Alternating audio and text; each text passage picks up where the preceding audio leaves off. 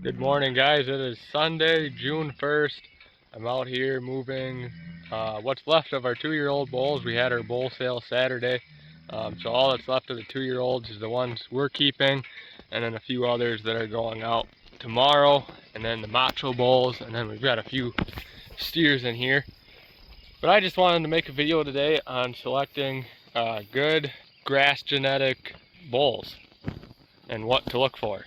So out in front here, you'll see one of our 4-year-old bulls, 126, and that's our 3-year-old bull, 237. He's actually the alpha bull.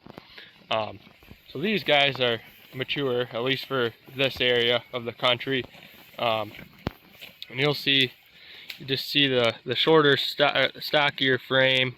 They're not great big leggy things. You don't want great big leggy bulls because that's going to translate to leggy cows, and you don't want that with grass genetics. You want a shorter, stockier frame, not a lot of bone to them. They're just a lower maintenance animal, and they're going to be able to perform on grass alone. Another thing you'll notice here with 237, he's got a nice slick hide. He is a 3-year-old, so he's going to slick off faster than a lot of the 2-year-olds in there.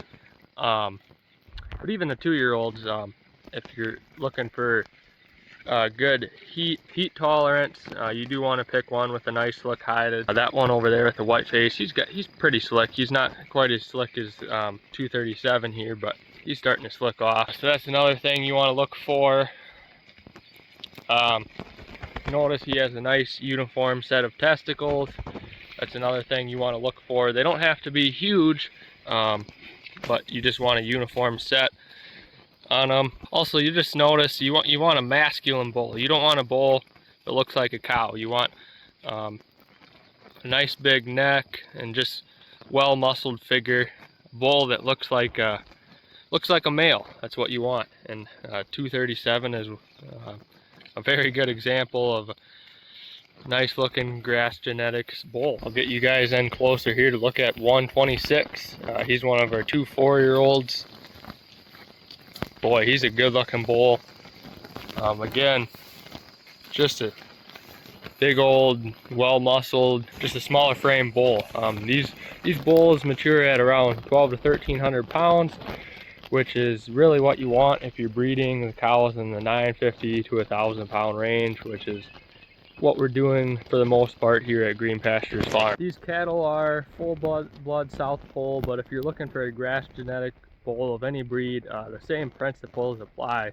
You want that shorter, stockier figure. You don't want a great big framey thing with a lot of leg on them. You just want a low to the ground animal that's going to be easy keeping on grass and going to be able to hold up throughout the breeding season for you, not fall apart when you turn him out there and he doesn't have any grain to eat. There's one of Isaac's bulls. He's a good example of a nice slick hide, smaller, good size, smaller frame bull.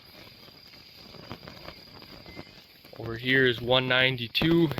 He's our other 4-year-old macho bull. He's a good looking, great looking bull as well. One more trait you're going to want to be looking for as well in a bull is docility. Notice I'm walking right up here in with them, around them, and they're not freaked out at all. And why is that? Well, part of it is we handle them every day. They get to move on to fresh pasture every single day of the year.